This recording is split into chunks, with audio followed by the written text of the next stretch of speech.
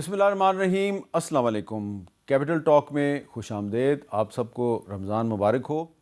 اور آج ہم کچھ مختلف موضوعات پر بات کریں گے، لیکن ایک موضوع جو مسلسل کافی دن سے چل رہا ہے وہ مختلف ٹرن لے رہا ہے، اور اب اس نے ایک نیا ٹرن لیا ہے. کل سہیل آفریدی صاحب جو خیبر پختونخوا کے چیف منسٹر ہیں، انہوں نے کہا کہ جی اب ہم رمضان کے بعد اسٹریٹ موومنٹ شروع کریں گے. علیمہ خان صاحبہ جو ہیں انہوں نے آج ایک بڑا اہم سٹیٹمنٹ دیا، ذرا وہ سن لیتے ہیں. اگر عمران خان کو زہر نہیں دے رہے تو ان کو ڈر کیوں لگ رہا ہے کہ ہم بلڈ ٹیسٹ کروا لیں گے؟ ان کو یہ ڈر تو نہیں ہے کہیں؟ ہمیں یہ خدشات کیوں نہیں ہوں گے فیملی کو؟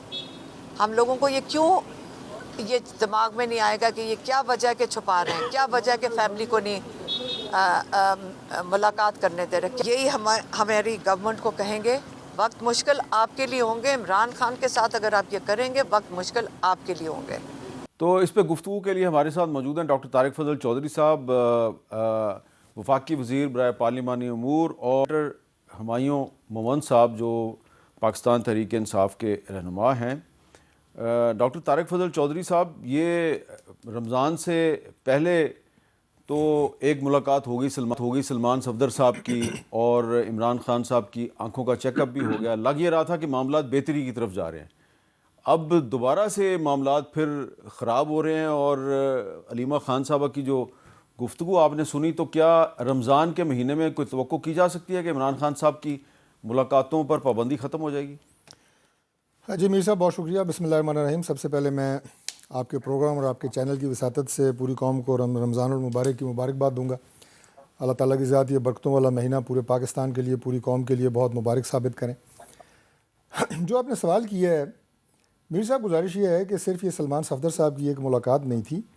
جب 2 رکنی ایک اعلیٰ سطحی ڈاکٹرز کا جو بورڈ ہے عمران خان صاحب کے آنکھ کے معائنے کے لیے اڈیالہ جیل جاتا ہے، تو اس وقت کانٹیکٹ کیا گیا تھا بیرسٹر گور صاحب کو، اور ان کے ایک ڈاکٹر کو بھی کہا گیا تھا کہ آپ ساتھ لانا چاہتے ہیں تو ضرور لائیں.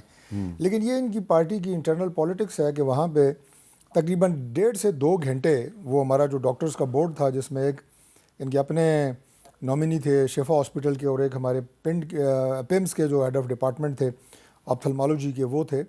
وہ 2-2.5 گھنٹے انتظار 1.5 سے 2 گھنٹے انتظار کرتے رہے. لیکن علیمہ بی بی نے روکا، ہماری اطلاع تو یہی انہوں نے روکا، بیرسٹر گور کو بھی انہوں نے نہیں آنے دیا، اور کوئی دوسرے ڈاکٹر تھے انہیں بھی نہیں آنے دیا. تو یہ ان کی اپنی انٹرنل کوئی میٹر ہے، ورنہ ان کی ملاقات بھی ہو جاتی اس دن بیرسٹر گور صاحب کی. دوسری بات یہ ہے جی کہ ابھی جو انہوں نے آپ کا آپ نے شارٹ چلایا، انہوں نے کہا جی کہ گورنمنٹ نے کیا تماشا بنایا ہوا ہے. ہم نے کوئی تماشا نہیں بنایا ہوا. عمران خان صاحب کا علاج کروا رہے ہیں، پوری ذمہ داری سے کروا رہے ہیں، اور آئندہ بھی کرواتے رہیں گے. آئندہ 25 فروری کو پلان ہے کہ ان کو ایک اور انجیکشن لگے گا، اور اس کے بعد 25 مارچ کو تیسری ڈوز انجیکشن کی انہیں لگے گی. اور جو پنڈی اسلام آباد کی بہترین میڈیکل فیسلٹی ہوگی آنکھوں کے حوالے سے، اس میں اور بہترین ڈاکٹرز کی زیر نگرانی. دیکھیں، عمران خان صاحب پاکستان کے سابق وزیر اعظم ہیں، اور ان کی جو صحت ہے ہمارے لیے بالکل مقدم ہے.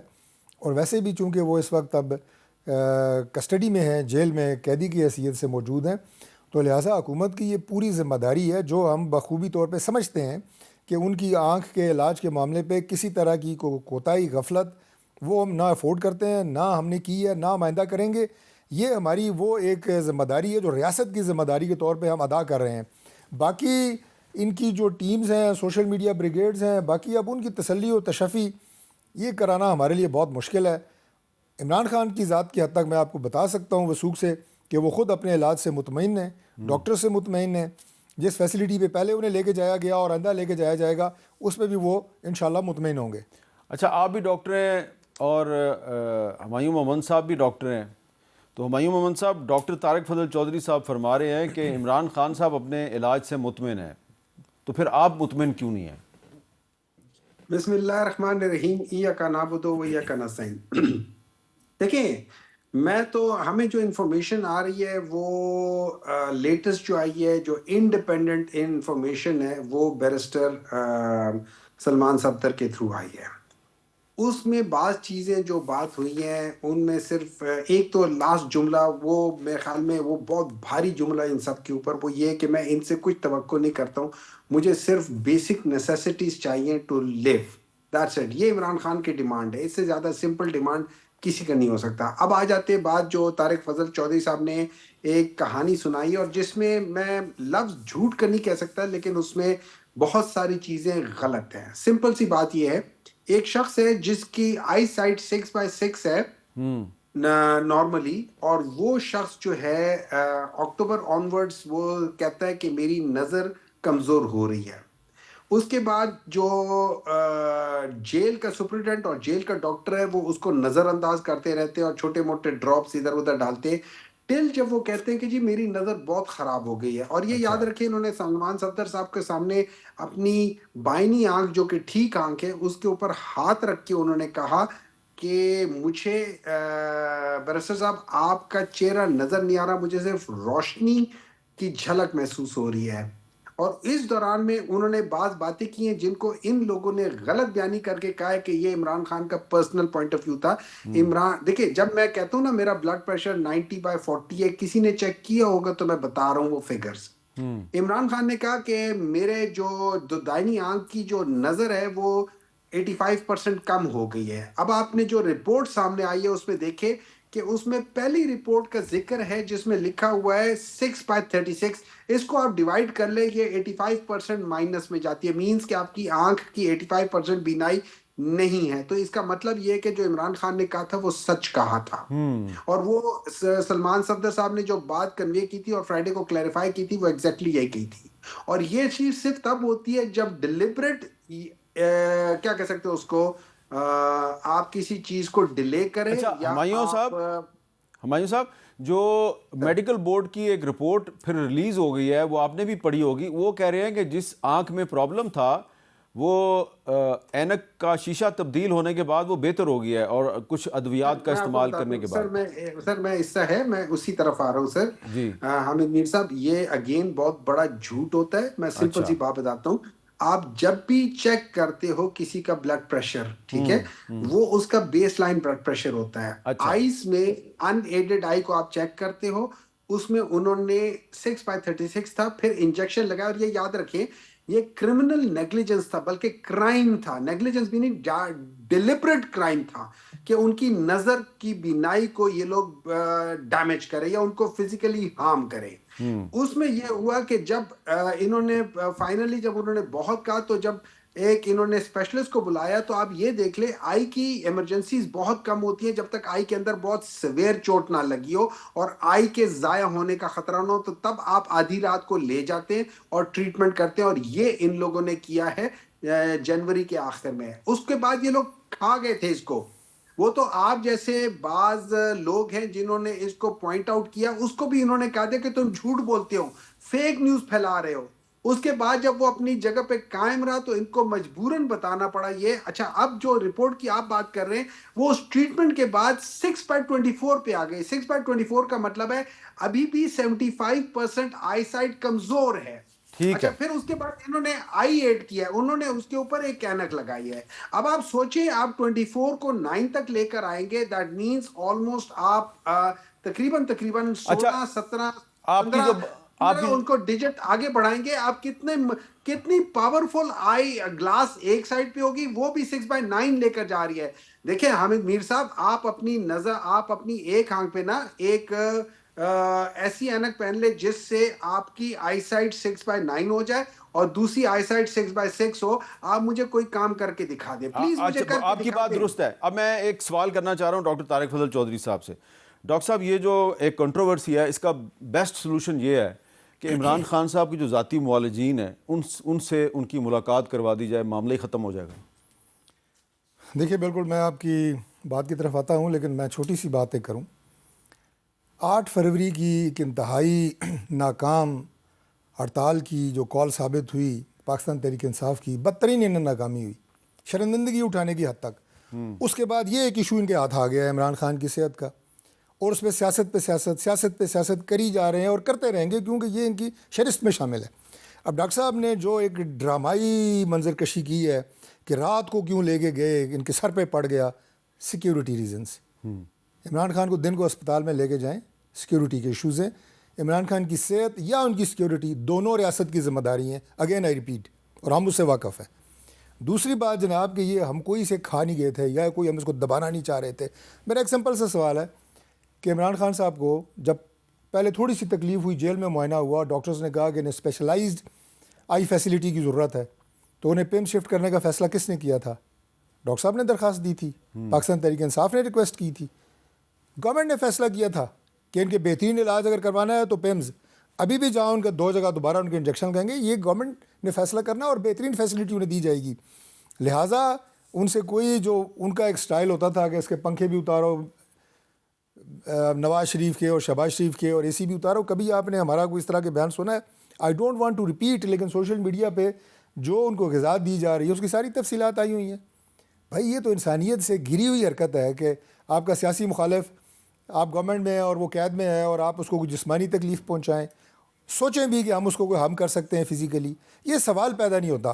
ہاں اب ظاہر ہے انہیں یہ ایشو مل گیا ہے جو میں نے کہا ہے، تو اس پہ اب یہ اس پہ سیاسی بیان وہ سارا کرتے رہیں، وہ ان کا اپنا ایک ڈومین ہے، ہم اپنا کام کر رہے ہیں. ذاتی معالج تک مسئلہ ختم ہو جائے گا. میر صاحب میں پہلے آپ کے پروگرام میں بتا چکا ہوں کہ بیرسٹر گوہر اس بات کو ڈینائی کریں، ابھی آپ انہیں کال کریں، وہ ایک آنیسٹ آدمی ہے، وہ ڈینائی نہیں کرے گا. انہیں بلایا گیا یا نہیں ود ایک ذاتی معالج، ہم نے کہا تھا آپ کھڑے ہوں، ظاہر ہے عمران خان سے بات بھی کرتے، جب ٹریٹمنٹ ہو رہی ہوتی ہے ان کا چیک اپ ہو رہا ہوتا تو یہ موقع پہ موجود ہوتے، خود جان کے نہیں آئے. ابھی جب یہ دھرنے دے رہے ہیں تو ان کے جن لیڈرشپس کے بیانات آ رہے ہیں، سہیل افریدی کیا کہہ رہے ہیں، علی امین گنڈا پور کیا کہہ رہے ہیں، علیمہ بی بی کیا کہہ رہی ہیں، بیرسٹر گوہر کیا کہہ رہے ہیں، جنید اکبر صاحب ان کے آگے جو 6 لیڈر بیٹھتے ہیں ان کے خلاف اسمبلی میں کھڑے ہو کے کہتے ہیں کہ میں ان کے رویے کے خلاف یہ کر رہا ہوں، یہ کر رہا ہوں. یہ ان کے اپنے درمیان چیزیں ہو رہی ہیں نا، اس کا تو ہم کچھ نہیں کر سکتے. اچھا اب ذرا چلیں، یہ آپ کی بات بالکل درست ہے. اب مجھے آپ ایک اور بات بتائیں ذرا. رانا ثناءاللہ صاحب نے جو عمران خان کے ساتھ ڈیل کے حوالے بات کی ہے جی، ذرا کلپ چلا دیں. وہ کسی ڈیل کے لیے تیار نہیں ہے، بڑی سیدھی بات ہے. ایسے بندہ گھماتا پھر ادھر ادھر کو. عمران خان اس بارے میں 2 بڑی سنجیدہ ایفرٹس ہوئی ہیں. نہ صرف وہ ڈیل کے لیے تیار نہیں ہے بلکہ جو اس کی شرائط ہیں اس شرائط کو موجودہ حکومت پورا نہیں کر سکتی. اچھا اب رانا ثناءاللہ صاحب ایک دفعہ نہیں 2-3 دفعہ کہہ چکے ہیں کہ عمران خان صاحب کسی ڈیل کے لیے تیار نہیں ہیں. کل ہمارے پروگرام میں بھی انہوں نے یہ بات کی ہے. لیکن عطاء اللہ تارڑ صاحب کہہ رہے ہیں کہ وفاقی وزیر اطلاعات عطاء اللہ تارڑ کی میڈیا میں بانی پی ٹی آئی کی ڈیل کے حوالے سے خبروں کی سختی سے تردید. عمران خان کے حوالے سے نہ کوئی ڈیل ہے نہ ہی کوئی ڈھیل ہے. عمران خان کو کسی بھی قسم کی رعایت کا تاثر دینا بالکل غلط ہے. اور فیصل واڈا صاحب نے بھی ایسا ہی آج ایک بیان جاری کیا اور انہوں نے کہا کہ انہوں نے ڈائریکٹ رانا ثناءاللہ صاحب کو ایڈریس کیا کہ میرے دوست رانا ثناءاللہ صاحب، آپ نے کہا بانی پی ٹی آئی کو 2 دفعہ ڈیل آفر کی لیکن وہ نہیں مانے. پہلے تو بتائیں کہاں کیسے کیا یہ وہ ڈیل ہے جس کا صرف آپ لوگوں کے تصورات اور آپ کو ہی پتہ ہے.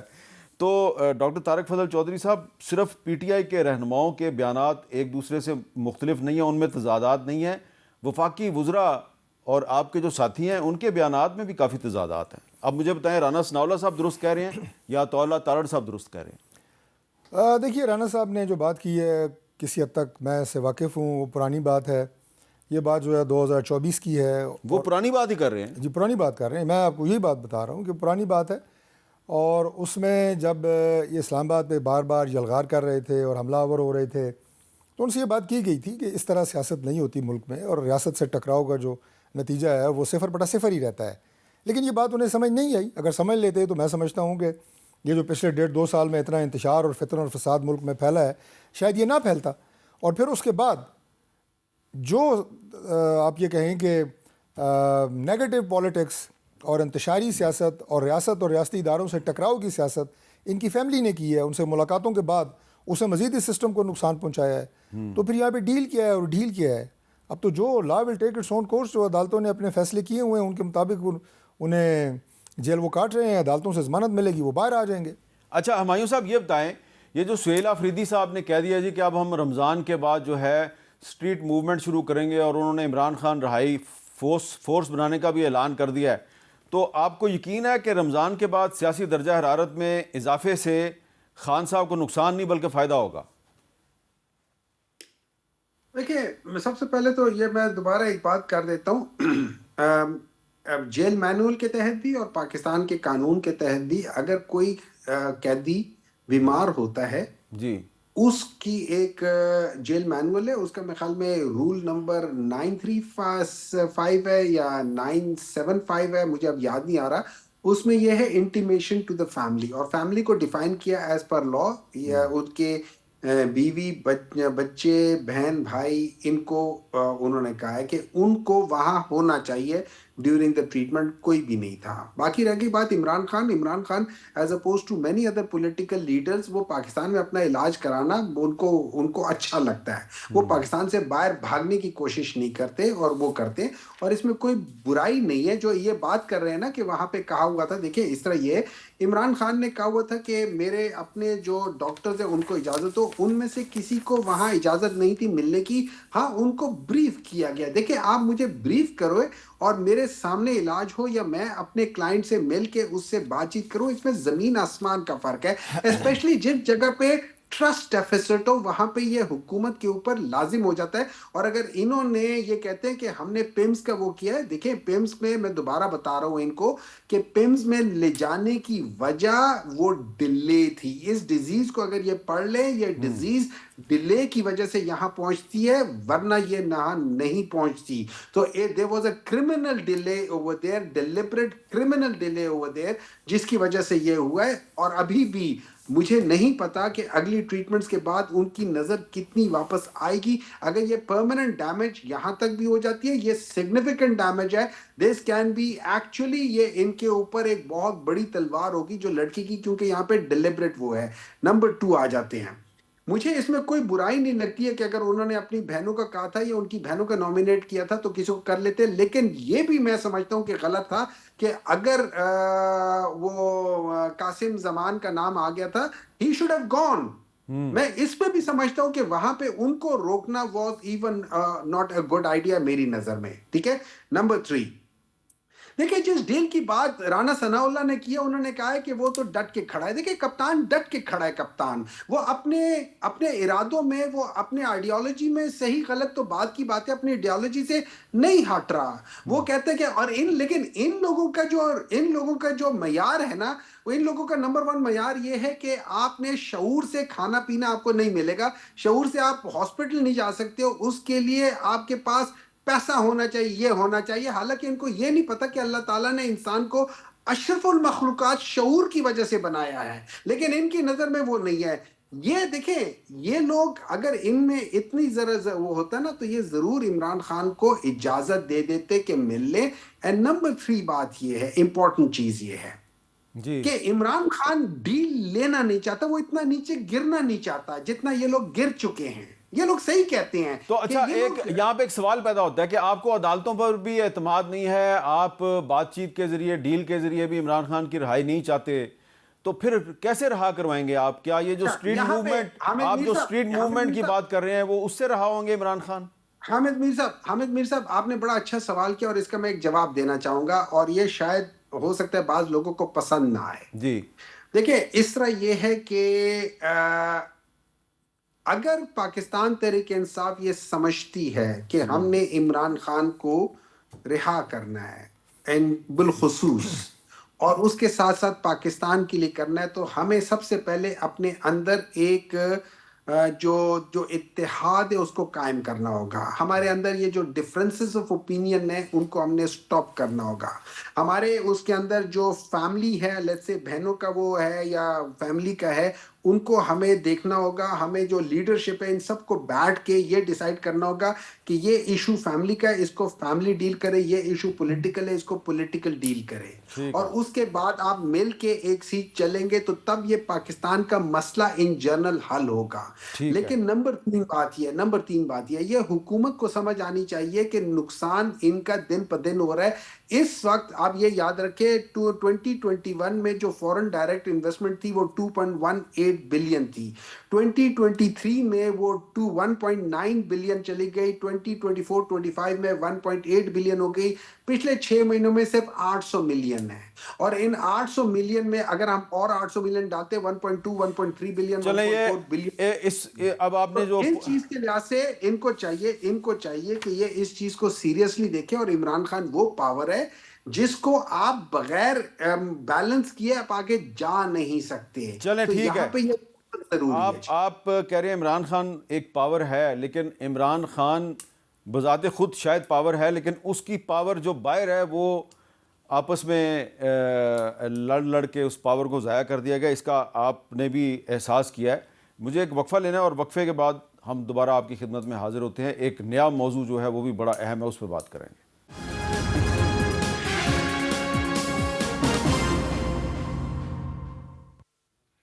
کیپٹل ٹاک میں دوبارہ خوش آمدید.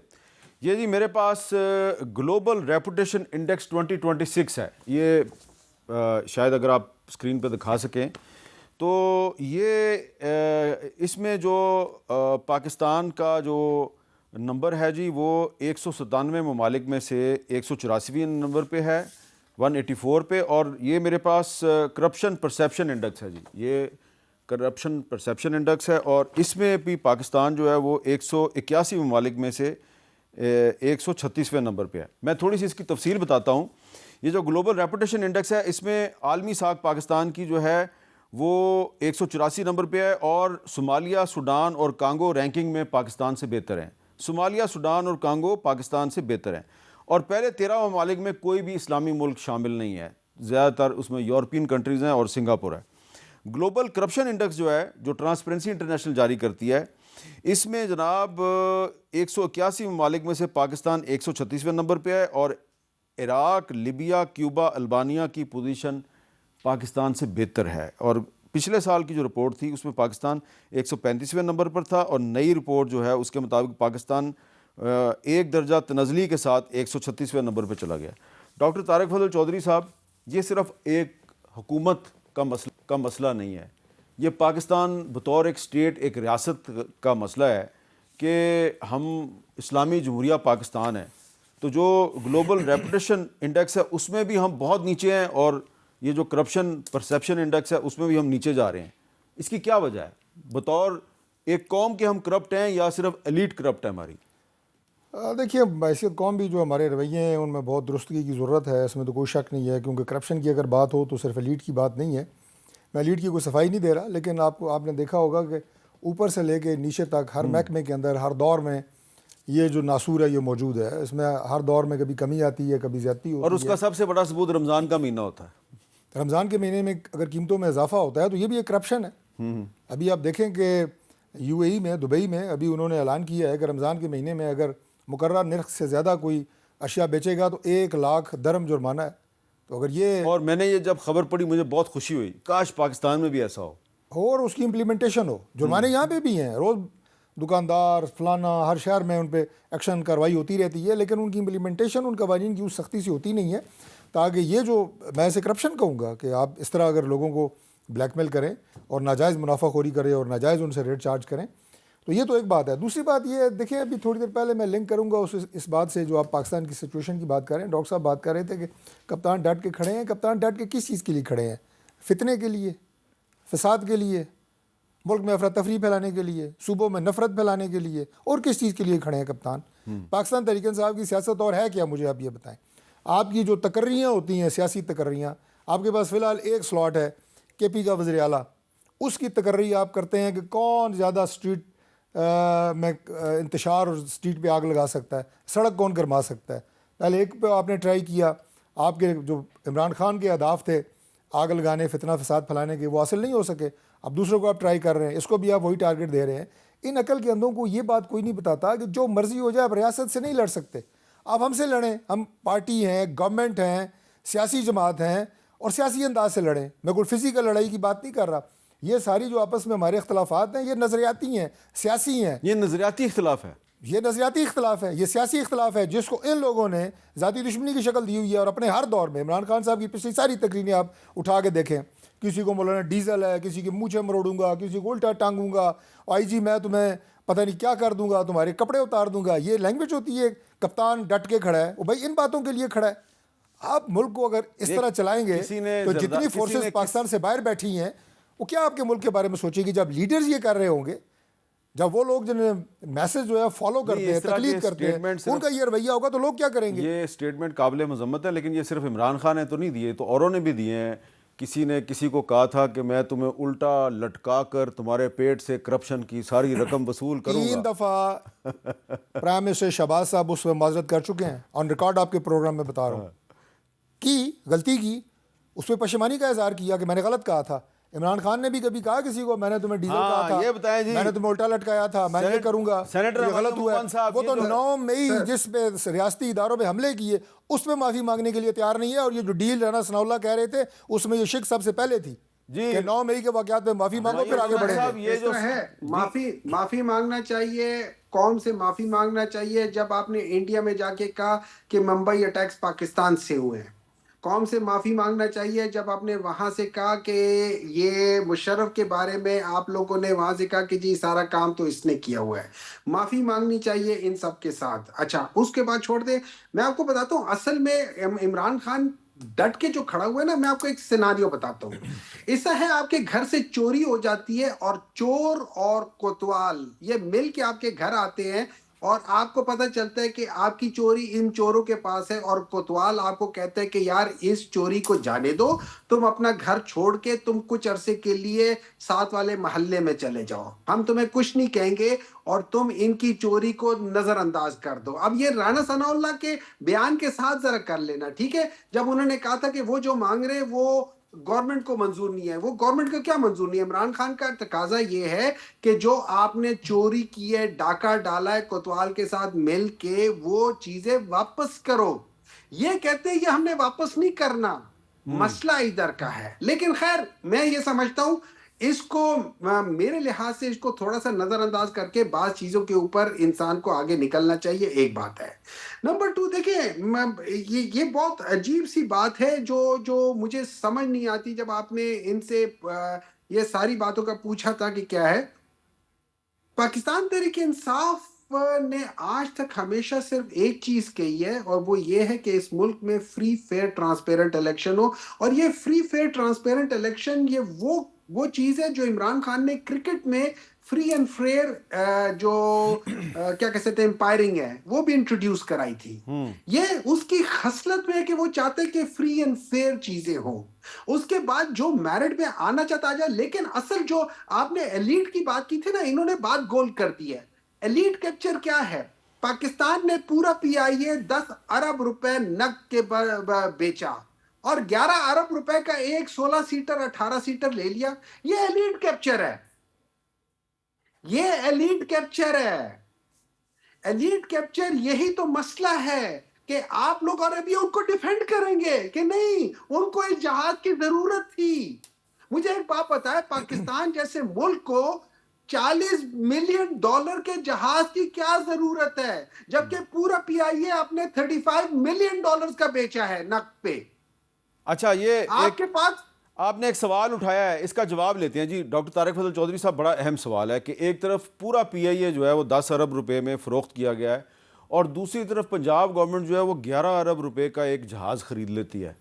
تو دیکھیے میرا خیال ہے کہ آپ کے چینل پہ متعدد دفعہ اس قیمت کا ذکر ہوا ہے کہ جس پہ پی آئی اے بیچی گئی ہے, نمبر 1. نمبر 2 یہ کہ اس کے 25% شیئرز ابھی بقایا ہیں حکومت کے پاس ہیں. اگر جو قیمت اس پہ پی آئی اے دی گئی ہے اور جو 25% شیئرز ہمارے پاس بقایا ہیں وہ ملایا جائے تو پی آئی اے کا اب بھی 50 ارب سے زائد کا ایسٹ گورنمنٹ آف پاکستان کے پاس ہے. یہ ہے ٹرو ریالٹی. اس کو آپ جتنا مرضی مروڑیں توڑیں, آپ کی عادت ہے. دس از اے ٹرو ریالٹی. ایک بات ہے. دوسری بات یہ ہے کہ جس جہاز کی یہ پنجاب گورنمنٹ کی بات کر رہے ہیں, ہماری جو وہاں پہ وزیر اطلاعات ہیں عظمیٰ بخاری صاحبہ, انہوں نے کل یہ بیان دیا ہے کہ ہم پنجاب کی ایئر لائن شروع کر رہے ہیں, اس حوالے سے ہم کوئی جہاز خرید رہے ہیں, اور جب یہ ہمارا پورا منصوبہ مکمل ہوگا تو اس کی ساری تفصیلات سامنے آ جائیں گی. اب سوشل میڈیا کے اوپر انہوں نے یہ ایک نیا شور مچا دیا ہے. بہرحال یہ ان کا ایک وتیرہ ہے, اس کا تو ہم کچھ نہیں کہہ سکتے, لیکن اس کا جواب گورنمنٹ آف پنجاب جو ہے دے چکی ہے, and I stand by that. اچھا ہمایوں صاحب, پنجاب گورنمنٹ نے ایک بیان جاری کر دیا ہے کہ جی وہ ایک ایئر لائن بنا رہے ہیں, تو اس پہ آپ کو کیا اعتراض ہے؟ دیکھیں مجھے ایک بات آپ فورس بنا رہے ہیں, ہم ایئر لائن بنا رہے ہیں. ایک minute try to understand one thing. Generally ہم پی آئی اے اس لیے بیچ رہے ہیں کہ ہم سمجھتے ہیں کہ یہ ایئر لائن چلانا گورنمنٹ کے کا کام نہیں ہے, اس لیے چلا رہے ہیں. ہم دوسرے پیسے لگا کے دوبارہ وہی غلط کام کر رہے ہیں. اس سے زیادہ نالائکی کم عقلی کیا ہو سکتی ہے؟ You are not learning from your mistakes. اور اس کی وجہ یہ ہے کہ آپ کو شعور پسند نہیں ہے. آپ کو یہی تو ایلیٹ کیپچر ہوتا ہے نا. دیکھیں جو شخص یہ کہے کہ ہم لوگ پاکستان کے بہترین دماغ ایکسپورٹ کرتے ہیں, اس کا مطلب ہے پیچھے کچرا رکھنا چاہتے ہیں یا پیچھے لیس دین ایوریج دماغ رکھنا چاہتے ہیں. دوسری طرف لوگ کیا کرتے ہیں, لوگ ایسے ویزے نکالتے ہیں کہ بہترین دماغ کو اٹریکٹ کریں. یہ لوگ بہترین دماغ کو ایکسپورٹ کرتے ہیں. یہ لوگ کہتے ہیں ان دماغوں میں جن میں شعور ہے وہ کسی کام کا نہیں ہے, اس کے بدلے میں وہ اچھا 2 دفعہ شعور پہ انہوں نے لیکچر دیا ہے, ذرا میں اس کا جواب دے دوں. ایک منٹ ہے جائیں, اس کے بعد پھر آگے چلیں.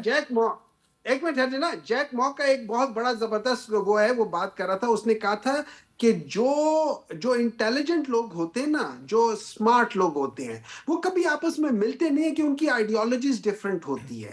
اور جو کہ اس کے الفاظ ہے, جو کہ اسٹوپڈ یا ڈم لوگ ہیں نا, وہ ہمیشہ آپس میں ملتے ہیں اور وہ مل کے کام کرتے ہیں. اور اس کی وجہ اچھا آپ ذرا ان سے جواب لے لیں, ان کے پاس آئیڈیالوجی نہیں ہوتی.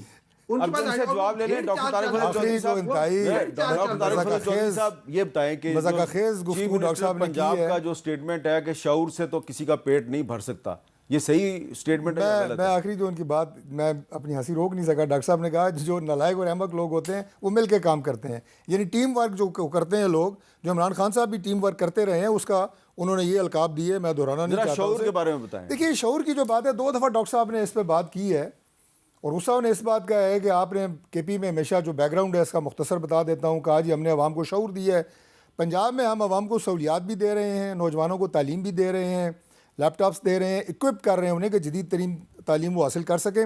یہ ایک موازنہ پنجاب میں ہوا تھا شعور کا as compare to the facilities جو پنجاب میں دی جا رہی ہیں. دوسرا انہوں نے کہا جی کہ انسان کو اللہ تعالیٰ نے اشرف المخلوقات بنایا اور اصل چیز شعور ہے. اشرف المخلوقات بنانے کے بعد اللہ تعالیٰ نے انسان کو بتایا کہ تمہارے یہ فرائض بھی ہیں. اگر تم فیملی گرو کر رہے ہو, بچے پیدا کر رہے ہو, انہیں شعور دے کے سڑکوں پہ نہیں چھوڑو گے, یا انہیں شعور دے کے اس کے بعد تم گھر سے نکل نہیں جاؤ گے. ان کے نان نفقے کی ذمہ داری, بیوی کے نان نفقے کی ذمہ داری, گھر کو چلانا یہ تمہارا کام ہے. اس کے لیے تم نے محنت کرنی ہے, مزدوری کرنی ہے, وسائل پیدا کرنے ہیں. یہ شعور کے ساتھ یہ چیزیں ضروری ہیں, ورنہ آپ دے کے شعور کی چمچ ان کو تو اس کے بعد گھومے پھریں. ضرورت کیا ہے آپ کو؟ اس وقت ایک وقفہ بھی بہت ضروری ہے. وقفہ بہت سے کاموں میں بہت ضروری ہے, سمجھنے کی بات ہے جی. وقفہ بہت سے کاموں میں بہت ضروری ہے, اس وقت یہاں بھی بڑا ضروری ہے. وقفہ لیتا ہوں, وقفے کے بعد دوبارہ ملتا ہوں.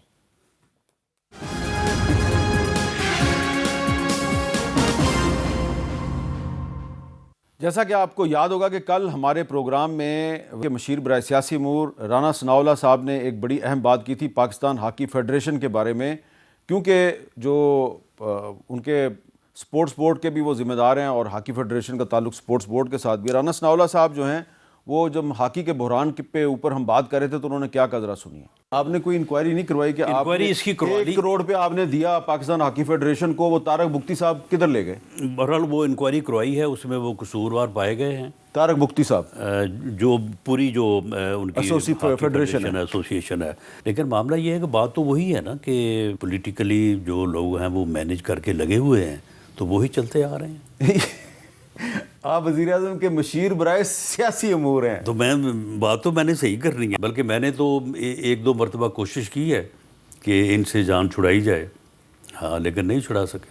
رانا ثناءاللہ صاحب نے کل یہ کہا کہ انہوں نے ہاکی فیڈریشن کے صدر طارق بگٹی صاحب سے جان چھڑانے کی کوشش کی لیکن نہیں چھڑا سکے. آج انہوں نے استعفیٰ دے دیا ہے. وہ کیا کہہ رہے ہیں استعفے میں, سنیے. جو کمیٹی کا ذکر رانا ثناءاللہ صاحب نے کیا تھا, وہ سپورٹس بورڈ کا کمیٹی بنایا گیا, خود ہی جج, خود ہی وکیل, خود ہی سزا مقرر کی. میں سمجھتا ہوں کہ ٹوٹلی قصور پاکستان سپورٹس بورڈ کا ہے. جتنی بھی مس مینجمنٹ ہوئی, میں اپنے عہدے سے ریزائن کرنے کا اعلان کر رہا ہوں. جس طریقے سے کپتان نے بچوں کو تھریٹ کیا اور اس کے خلاف ہاکی فیڈریشن نے مس کنڈکٹ کے خلاف ہم نے 2 سال کا فیصلہ کیا کہ اس کو بین کیا. اچھا, اب یہ بڑی ایک اہم سچویشن ہے کہ ہاکی پاکستان کا قومی کھیل ہے, اور رانا ثناءاللہ صاحب نے کہا ہم طارق بگٹی صاحب کو ہٹانے کی کوشش کر رہے ہیں لیکن ہم کامیاب نہیں ہو رہے. آج انہوں نے استعفیٰ دے دیا.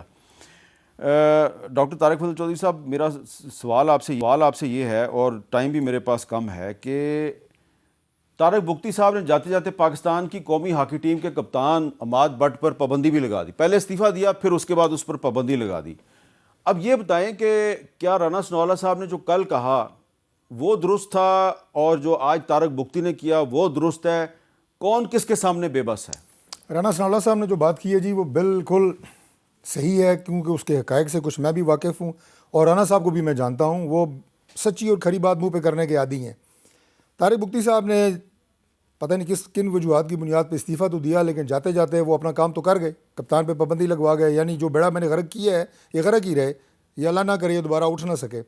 3 ایسی سپورٹس فیسلٹیز ہیں جن کا میں کوئکلی آپ کو بتا دیتا ہوں۔ ہاکی فیڈریشن کا ذکر ہو چکا ہے، فٹ بال فیڈریشن، اور ایک اور ہے بوائز اسکاؤٹس، ابھی یہاں اسلام آباد میں ہمارے پاس ہی ہے۔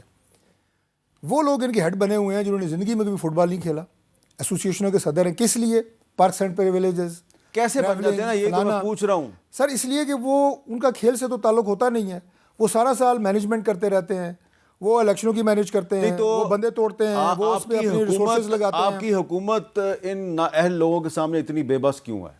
یہ ایک حکومت کی بات نہیں ہے میر صاحب، یہ ایک نیشنل ٹریجڈی ہے کہ ہمارے ایک سابقہ وزیر داخلہ بھی آپ کے فٹ بال ایسوسیشن کے صدر رہے ہیں، فیصل صالح یاد صاحب۔ میں نہیں نام لینا چاہ رہا تھا، اور آپ کے ایک سابقہ وزیر آپ مجھے اعظم، بتائیں، آپ کے ایک ان سے سابقہ آپ پوچھیں، وزیر اعظم ہاکی فیڈریشن کے صدر رہے ہیں، ظفر اللہ جمالی آپ صاحب۔ ان سے پوچھیں کہ آپ نے کبھی فٹ بال یا ہاکی کھیلی ہے؟ نہیں، ظفر اللہ جمالی صاحب نے تو ہاکی کھیلی تھی۔ چلیں انہوں نے شاید کھیلی ہو، مجھے نہیں پتا، لیکن میں نے کہا آپ پوچھیں۔ لیکن اب آپ نے دوسری یہ بات تو یہ خود اعتراف کیا ہے، بوائز اسکاؤٹس، ہاں، یہاں پہ ابھی فیصل آباد سے ایک نامی گرامی، مجھے کہنے دیں کہ یہ نامی گرامی گنڈے یہاں پہ ڈالوں پہ آ کے گنے لے کے بوائز اسکاؤٹ پہ قبضہ کر لیا۔ بھائی بوائز اسکاؤٹ سے تم لوگوں کا کیا تعلق ہے؟ ایک لیٹر لے کے آئے ہیں کہ ادھر ادھر سے، وہ بھی چھوڑے، میں کیا کہوں کہاں سے لے آئے ہیں، لے آئے ہیں تو یہ کیا ہو رہا ہے؟ ہم نے نہیں دیا، ہماری اسلام آباد میں کیا ہو رہا ہے؟ کون کس کے سامنے بے بس ہے؟ بے بس تو نہیں ہے، کوشش کر رہے ہیں۔ اسی لیے پھر یہ جو کرپشن پرسیپشن انڈیکس ہے اس میں پھر اسی لیے ہم نیچے جا رہے ہیں نا، یہی وجوہات۔ شہباز شریف لڑ رہا ہے، شہباز شریف لڑ رہا ہے، خدا کی قسم لڑ رہا ہے، یہ میں آپ کو بتا دوں۔ بہت بہت شکریہ ڈاکٹر طارق فضل چودھری صاحب نے بھی رانا ثناءاللہ کی طرح یہ کہا ہے کہ یہ جو سپورٹس کی تنظیمیں ہیں، ہاکی فیڈریشن ہے، فٹ بال فیڈریشن ہے، بلکہ آج بوائز اسکاؤٹس ایسوسیشن کا بھی ذکر آ گیا، ان پہ قبضہ گروپ جو ہیں وہ چھائے ہوئے ہیں، اور بقول طارق فضل چودھری صاحب کے شہباز شریف صاحب لڑ رہے ہیں ان سب لوگوں کے خلاف۔ اب آپ خود ہی سوچیں کہ کیا کرنا چاہیے آپ کو دعا کرنی چاہیے۔ اجازت دیجیے، اللہ حافظ۔